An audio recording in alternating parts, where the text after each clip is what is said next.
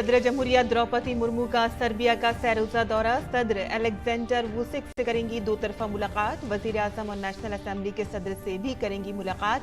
भारतीय बिरादरी से होगी बातचीत।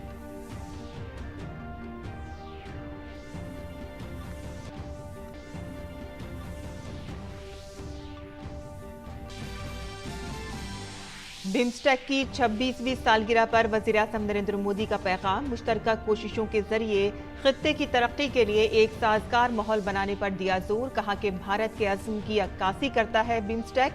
फ्रेमवर्क ग्रुप के रहनुमाओं ने भी इलाकाई ताउन को मजबूत बनाने के अपने अज़्म का किया इयादा।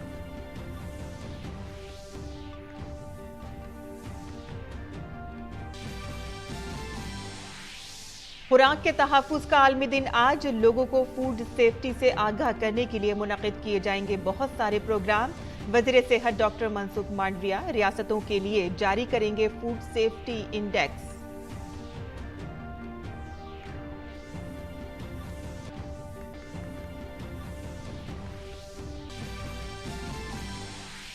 सीबीआई की टीम ने ट्रेन हादसे की तहकीकात के लिए रात में बालासोर में जाए हादसे का फिर किया दौरा। तमाम पहलुओं की जांच में मसरूफ हैं अफसरान।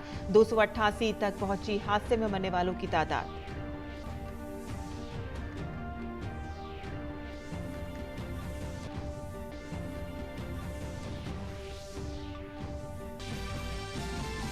गोवा में G20 मुमालिक के दरमियान बैनुल-अक़वामी मालियाती सलामती को मजबूत बनाने के तरीक़ों पर तबादला ख्याल। आज दूसरे दिन आलमी मईशत को मजबूत बनाने में ताउन बढ़ाने पर दिया जाएगा जोर।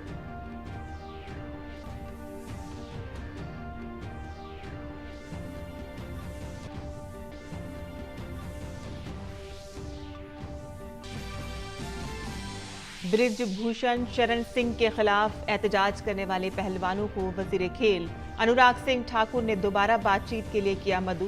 ट्वीट में कहा कि हुकूमत मसाइल पर बातचीत के लिए है तैयार।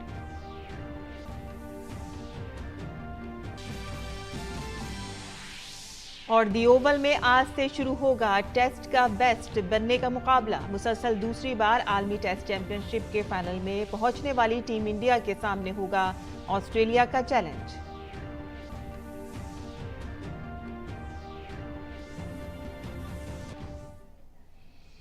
आदाब नाज़रीन, खबरनामे में आपका इस्तकबाल है। मैं हूं साइमा खान। अब खबरें तफसील से।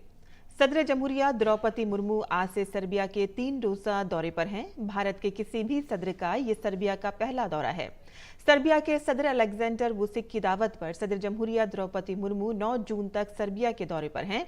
वो सर्बिया के दारुल हुकूमत बेलग्रेड में कई प्रोग्रामों में शिरकत करेंगी। इन सबसे अहम दोनों मुमालिक के सदर के दरमियान दो तरफा मुलाकात होगी, जिसमें भारत और सर्बिया के बाहमी मफादात पर तबादला ख्याल किया जाएगा। और इसके अलावा सदर जमहूरिया द्रौपदी मुर्मू सर्बिया के वजीर आजम और कौमी असम्बली के स्पीकर से भी मुलाकात करेंगी। और इसके बाद बुलगराद में भारतीय बिरादरी के साथ बातचीत होगी। सदर जमहूरिया पहली जंग अजीम के नामालूम हीरो की यादगार पर भी जाएंगी।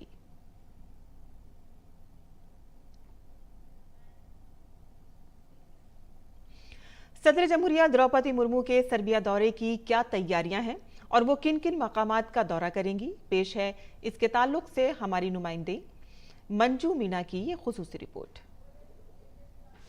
राष्ट्रपति अपनी 3 दिवसीय यात्रा की शुरुआत बेलग्रेड में स्थित महात्मा गांधी की प्रतिमा को पुष्पांजलि अर्पित करेंगी, जो कि दोनों देशों के बीच में ऐतिहासिक और मित्रतापूर्ण संबंधों का एक प्रतीक है। भारत और सर्बिया के तारीखी दोस्ताना ताल्लुकात और बाहमी इज्जत और एहतराम की अलामत के तौर पर न्यू बेलग्रेड की 2 सड़कों का नाम महात्मा गांधी और जवाहरलाल नेहरू के नाम पर रखा गया है।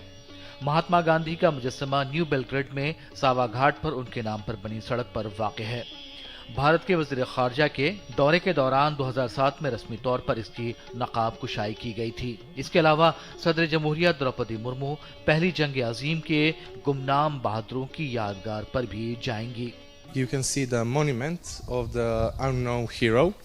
Here is the place. What's the name of Avala? For me, it's a beautiful place. How you see? You can see the whole Belgrade. It's the southeast side of the Belgrade. It's beautiful. You can only see it and the see how it's the beautiful of the some nature. Of you see a lot of people, a lot of children, a lot of tourists come here. It's one of the important things what you can see here in Serbia, in one of the best place. अवाला पहाड़ की चोटी पर वाक़ granite से बनी ये अजीम यादगार पहली जंग अजीम में शहीद होने वाले बहादुरों के तई इज्जत और एहतराम का इजहार है। अवाला पर गुमनाम बहादुरों की पहली यादगार 1922 में मकामी लोगों के जरिए तामीर की गई थी। बाद में 1938 में गुमनाम बहादुरों के लिए जदीद यादगार तामीर की गई थी। यहाँ से बेलग्रेड शहर और उसके आसपास का बहुत ही खूबसूरत मंजर नजर आता है। राष्ट्रपति की आगामी यात्रा को लेकर के न सिर्फ भारतीयों में बल्कि सर्बिया के लोगों में भी विशेष उत्साह देखने को मिल रहा है और ये उम्मीद की जा रही है कि जब पहली बार भारत का कोई राष्ट्रपति यहाँ पर यात्रा कर रहा है तो उसे देखते हुए यहाँ पे विभिन्न प्रकार की तैयारियां की गई हैं और उम्मीद की जा रही है कि इससे हमारे जो ऐतिहासिक संबंध हैं उन्हें मजबूती मिलेगी और विभिन्न क्षेत्रों में, चाहे वो आर्थिक व्यापारिक क्षेत्र हो, सांस्कृतिक क्षेत्र हो, वहां पर सहयोग के दरवाजे और खुलेंगे। मैं Manju Meena, camera person M A. Khan के साथ दूरदर्शन के लिए बेलग्रेड, सर्बिया। सर्बिया में भारत के सफीर संजीव कोहली से डीडी न्यूज ने खुसूसी बातचीत की है। उन्होंने कहा है कि किसी भी भारतीय सदर का सर्बिया का ये पहला दौरा दोनों ममालिक के ताल्लुकात को एक नई सिमत देगा। First time the Indian president is coming to Serbia and will be the first ever state visit of the head of state between the two nations. How important it is and how should this visit be viewed? As you rightly said, the visit is historic in itself. This is the first ever visit by an Indian head of state to Serbia. In fact, it's the first visit from either side at the level of head of state, because President Vučić, when he went to India in 2017, was the then Prime Minister. This visit would give a new boost to that historic relationship. And there are lots of new areas of cooperation that are coming up, especially in the field of trade and investment. We believe that the Indian economy is one of the best performing economies in the world, and its own region, Serbian economy, has been doing very well. So there are opportunities where our business people can collaborate for mutual benefit, especially in the area of agriculture, food processing, ICT. Defense cooperation is another area where both sides are keen to look at opportunities for collaboration. The president visit will be a business engagement, and in this regard a 20-member business delegation is coming from India to Serbia. So what will be the agenda of this meeting? Number one, I think first I would say that we are delighted that a business delegation is coming with the Honorable President. Individual business people have been coming here, but when you come with the head of state, it makes a different impact altogether. It sends a very strong signal that we want to expand our economic relationship. Another thing which has been limiting the level of trade and investment between the countries has been the lack of contacts between the business people both sides. Business people need to meet to find out opportunities in each other's country and to see how they can collaborate. और इससे कबल Suriname के सरकारी दौरे के तीसरे और आखिरी दिन सदर जमहूरिया द्रौपदी मुर्मू ने आर्य दिवाकर मंदिर का दौरा किया। इस मंदिर का क़याम 1929 में हुआ था। ये मंदिर सूरीनाम में मुख्तलिफ सकाफती प्रोग्राम को इनकाद करता है और सदर जमहूरिया द्रौपदी मुर्मू ने सूरीनाम के विष्णु मंदिर में भी दर्शन किए। सदर जमहूरिया ने मैरियनबर्ग में 1902 के शहीदों को खराज अक़ीदत पेश किया। मैरियनबर्ग के गैवलन हार्डन यादगार 1902 के मैरियनबर्ग के शहीदों की याद में 2006 में बनाया गया था।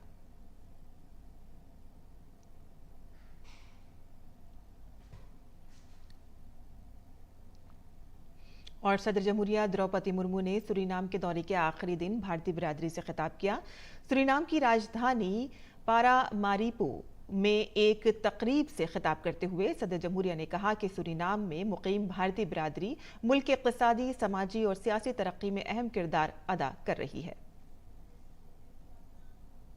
जब मैं इंडिपेंडेंस स्क्वायर में भारतीय आगमन की 150 वर्ष पूरी होने का समारोह में शामिल हुई तो मैं ये देखकर मंत्रमुग्ध हो गई कि कैसे सूरीनाम ने अपनी संस्कृति, परंपरा और भाषा को 150 वर्ष तक जीवित रखा है।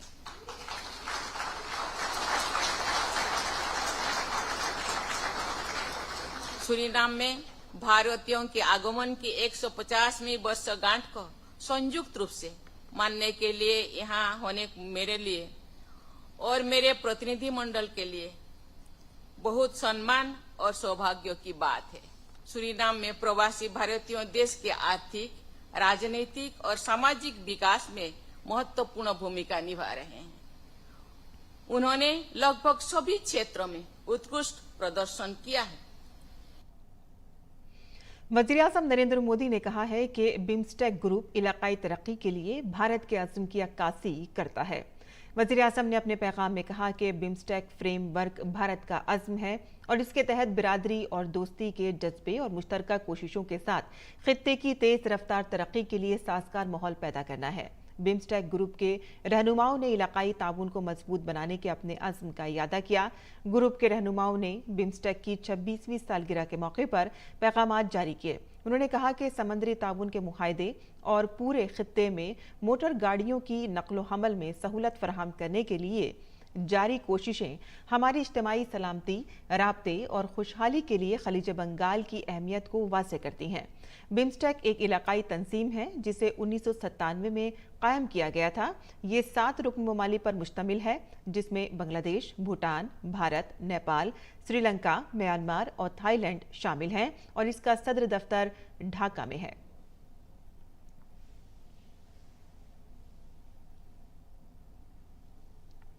बालासोर ट्रेन हादसे की तहकीकात के लिए सीबीआई की टीम ने एक बार फिर जाए हादसे का दौरा किया और इससे कबल कल सुबह सीबीआई की टीम ने भी जाए हादसे का दौरा किया था। वाज़ेह रहे कि रेलवे बोर्ड ने सीबीआई जांच की सिफारिश की थी। सीबीआई हादसे के वजूहात और इसके जिम्मेदारों की जांच कर रही है। दरअसल रेलवे के वजीर की मौजूदगी में बालासोर में ट्रेन हादसे की जगह बेनागा में दिन रात काम करके मुलाजमीन ने रेल खदमात को बहाल कर दिया। यहां 4 जून की रात से ट्रेन खदमात बहाल हो गई हैं।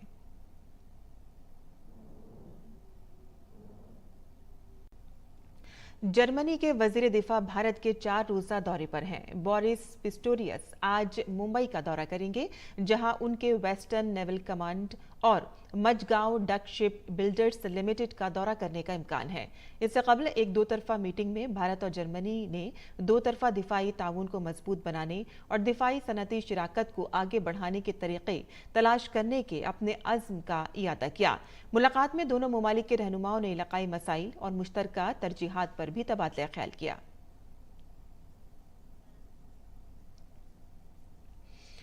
मालियात जैसे बेहद अहम मौजू पर इस वक्त गोवा में G20 ममालिक की मीटिंग जारी है। पणजी में जारी बैनुल-अक़वामी वर्किंग ग्रुप की इस मीटिंग में मंगल को बैनुल-अक़वामी मालियाती सिक्योरिटी को मजबूत बनाने और आलमी कर्जों की कमजोरियों के इंतजाम पर मुशावरत और मजीद मुस्तहकम और लचकदार आलमी मईशत की तामीर के लिए मुश्तरका कोशिशों पर जोर दिया गया। मीटिंग में मेंबरान ममालिक और दीगर बैनुल-अक़वामी तंजीमों के 100 से ज्यादा नुमाइंदों ने हिस्सा लिया। आज भी ये नुमाइंदे आलमी मईशत की तामीर के लिए ताउन में इजाफे जैसे अहम मौजू पर गुफ्तगू करेंगे।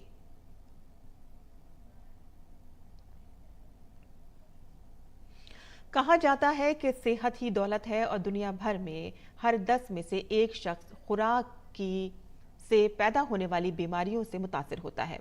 लोगों को खुराक के लिए तहफ़्फ़ुज़ के तई बेदार करने के लिए हर साल 7 जून को world food and safety day मनाया जाता है। वर्ल्ड हेल्थ ऑर्गेनाइजेशन हर साल इस खास दिन के लिए एक थीम तय करती है। इस साल यानी कि साल 2023 का थीम है मयारी खुराक जिंदगी बचाते हैं। और आज इस मौके पर मरकजी वजीर सेहत डॉक्टर मनसुख मांडविया रियासतों के लिए फूड सिक्योरिटी इंडेक्स जारी करेंगे। Food safety and standards authority of India FSSAI ने रियासती फूड सेफ्टी इंडेक्स SFSI जारी किया ताकि फूड सेफ्टी के 5 पैरामीटर्स पर रियासतों की कारकर्दगी की पैमाइश की जा सके। इसे 2018-19 से शुरू किया गया था, जिसका मकसद मुल्क में ग़िज़ाई तहफ़्फ़ुज़ के माहौलियाती निज़ाम में मसाबकती और मुस्बत तब्दीली लाना है।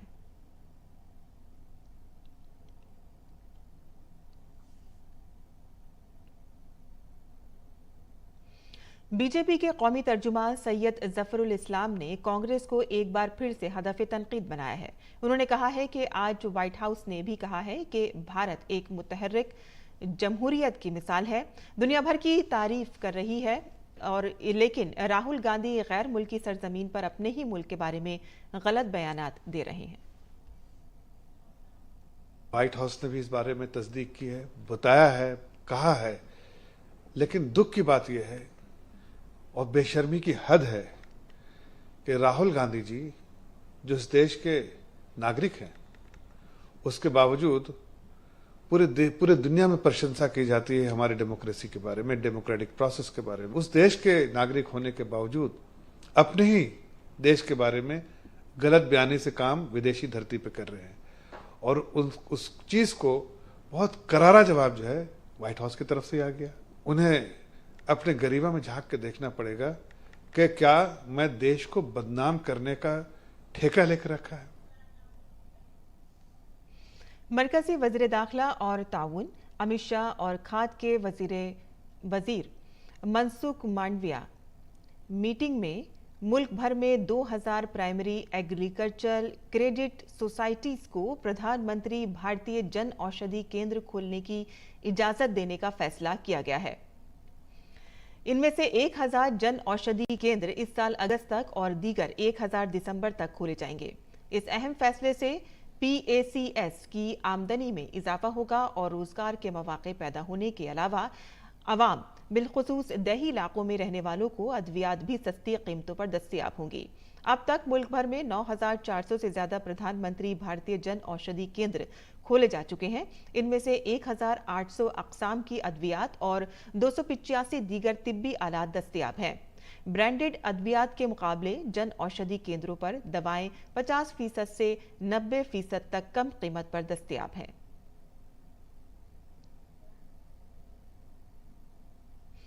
और प्रधानमंत्री उज्ज्वला योजना ने मुल्क की करोड़ों खवातीन की जिंदगियों में रोशनी डाल दी है। बीमारी में मुब्तला खवातीन की सेहत बेहतर हुई है तो किचन धुएं से पाक हो गए हैं।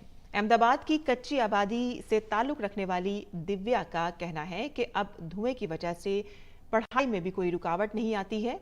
अहमदाबाद की एक कच्ची बस्ती से ग्राउंड जीरो पर हमारे नुमाइंदे राजेश राज ने प्रधानमंत्री उज्ज्वला योजना के जरिए लाई गई तब्दीलियों को समझने की कोशिश की।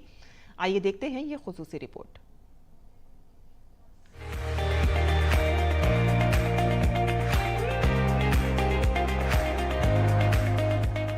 जमाना था जब घर की महिलाओं को चूल्हा फूंकने के दौरान धुएं का सामना करना पड़ता था। आंखें जो है वो खराब हो जाती थी, जो लंग्स है, फेफड़ा है, वो खराब हो जाता था और लोगों को काफ़ी दिक्कतों का सामना करना पड़ता था।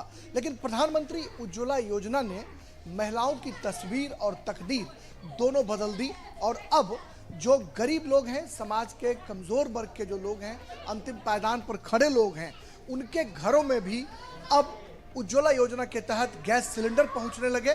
गोकुल बेन और विद्या बेन दोनों सास और बहू हैं और यहाँ पर प्रधानमंत्री उज्ज्वला जो योजना है उसके तहत इनको गैस सिलेंडर मिली है। पहले चूल्हे में फूंक मारते थे, अभी अच्छा लगता है। आँख की रोशनी बच गई और साथ ही में सब होता था, वो कुछ नहीं होता है, बीमार नहीं पड़ता है, अच्छा तरफ से जीता है, खाता है, पीता है, चूल्हा बूल्हा फूकने का नहीं पड़ता है। अब मिट्टी के चूल्हों को अलविदा कहने का वक्त आ गया है क्योंकि गैस सिलेंडर मुआशरे के आखिरी किनारे पर खड़े लोगों की कच्ची आबादियों तक भी पहुंच चुके हैं। गैस एजेंसी से सिलेंडर को घर की दहलीज तक पहुंचाने और रेगुलेटर लगाने की जिम्मेदारी भी एहसन तरीके से निभाई जा रही है। ये सब मुमकिन हुआ है प्रधानमंत्री उज्ज्वला योजना की वजह से। अहमदाबाद के एक नितांत स्लम एरिया में अभी हम मौजूद हैं और हमारे साथ ये विद्या बेन हैं जिनको प्रधानमंत्री उज्ज्वला योजना में गैस सिलेंडर मिला। ये खाना घर में पका रही हैं और कैसा महसूस कर रहे हैं ये हम सीधे आपको इनसे रूबरू कराते हैं। चूल्हे पर खाना बनाते, अभी गैस आया तो बहुत अच्छा हो गया है। पहले चूल्हे पर धुआंड़ा होता है, सब जल जाता है, सब ऐसे होता था, अभी बहुत अच्छा हुआ है। मोदी को धन्यवाद करेगी। प्रधानमंत्री उज्ज्वला योजना न सिर्फ खवातीन के किचन और जिंदगियों में रोशनी लाई है बल्कि तलबा के लिए राहत का पैगाम भी लाई है। आइए दिव्या के अल्फाज में उज्ज्वला की कहानी सुनते हैं। पहले हमारी मम्मी चूल्हे पे रोटी करती थी, धुआं होता था, हमारी आंखों में तकलीफ होती थी, हम अच्छे से पढ़ाई नहीं कर सकते थे। और अभी सरकार ने ऐसा आयोजन करा है गैस सिलेंडर, अभी हमारे शरीर को कुछ तकलीफ नहीं होती है, धुआं नहीं फैलता है, हम अच्छे से रोटी खा सकते हैं और अच्छे से पढ़ सकते हैं। महज 9 साल पहले कोई कल्पना कर सकता था कि इस टूटी मरैया टूटी झोपड़ी में भी गैस सिलेंडर पहुंच जाएगा। माताएं बहनें जब चूल्हे पर फूंक मारती थीं तो लोगों को इससे न सिर्फ स्वास्थ्य की हानि होती थी बल्कि पर्यावरण का भी बहुत नुकसान होता था और माताएं बीमार रहती थीं। लेकिन प्रधानमंत्री उज्ज्वला योजना ने चमक बिखेरी है। लोगों के चेहरे पर एक तरफ जहां मुस्कान आई है, वहीं लोगों के सेहत में भी लगातार सुधार हो रहा है। कैमरामैन सेंथिल के साथ अहमदाबाद गुजरात से मैं राजेश राज, डीडी न्यूज के लिए। और खेल की खबरों में वर्ल्ड टेस्ट चैंपियनशिप का सफर अब टाइटल मैच तक पहुंच गया है। भारत और ऑस्ट्रेलिया के दरमियान फाइनल मैच आज से लंदन के केलिंगटन ओवल में खेला जाएगा। पॉइंट्स टेबल पर ऑस्ट्रेलिया ने वर्ल्ड टेस्ट चैंपियनशिप के फाइनल में जगह बना ली थी, जबकि भारतीय टीम दूसरे नंबर पर रही थी। और खास बात यह है कि आईसीसी टेस्ट टीम रैंकिंग में भारत पहले और ऑस्ट्रेलिया दूसरे मकाम पर है। WTC के आखिरी 2 राउंड में भारत बेहतरीन कारकर्दगी का मुजाहरा करने वाली टीम रही है।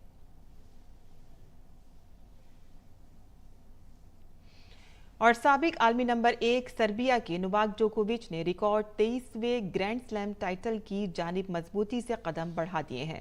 जोकोविच ने रूस के क्रेन खाचानोव को शिकस्त देकर फ्रेंच ओपन के सेमीफाइनल में जगह बना ली है। आखिरी 4 में जोकोविच का मुकाबला टॉप सीड कार्लोस अल्कराज से होगा।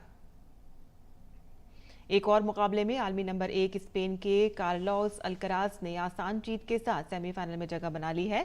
अल्कराज ने 5वीं सीड यूनान के स्टेफनास सिस्पास को शिकस्त दी है। खवातीन सिंगल्स में सेकंड सीड आर्यन सबलिंका ने भी सेमीफाइनल में जगह बना ली है। बेलारूस की सबलिंका ने क्वार्टर फाइनल में एलिना स्वेतलिना को सीधे सेटों में मात दी। जमहूरिया चेक की कैरोलिना मकोवा को सेमीफाइनल में रसाई के लिए ज्यादा मेहनत नहीं करनी पड़ी। मकोवा ने रूस की अनस्ता सियापालो को सीधे सेटों में शिकस्त दी। खवातीन सिंगल्स में आज क्वार्टर फाइनल में टॉप सीड और डिफाइड चैंपियन ईगा स्वेतनिक का मुकाबला अमेरिका की कोको गाफ से होगा। गुज़िश्ता साल स्वेतनिक ने फाइनल में कोको गाफ को शिकस्त देकर टाइटल जीता था। फ्रांस और रियल मैड्रिड के स्टार स्ट्राइकर करीम बेंजीमा आइंदा बरसों में Saudi pro league club Al Ittihad के लिए खेलते नजर आएंगे। करीम बेंजीमा दुनिया के सरफहरिस्त फुटबॉल खिलाड़ियों में से एक हैं, जिन्होंने गुज़िश्ता हफ्ते हस्पानवी क्लब रियल मैड्रिड को छोड़ने का फैसला किया था। बेंजीमा ने क्लब के साथ 2 साला मुआहदे पर दस्तखत किए हैं।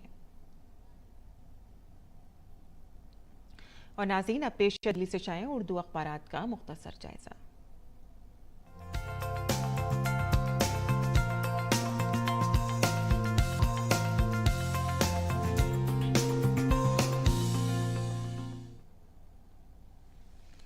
दिल्ली से शाये होने वाली उर्दू अखबारात की सुर्खियों पर नजर डालते हैं। रोज़नामा इनकलाब की सुर्खी है, उड़ीसा के बालासोर में ट्रेन हादसे का मामला, CBI ने जांच शुरू कर दी है। मरकजी जांच एजेंसी की टीम जाए हादसे पर पहुंची, FIR दर्ज करके जांच अपने हाथों में ले ली है।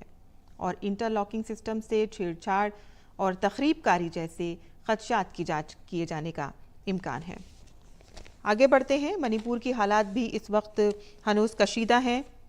BSF का एक जवान यहां पर शहीद हो गया है। सिक्योरिटी फोर्सेस और अस्करियत पसंदों के दरमियान होने वाली गोलीबारी में 2 अहलकार शदीद तौर पर जख्मी हुए हैं। इंटरनेट पर पाबंदी पर तौसीह कर दी गई है।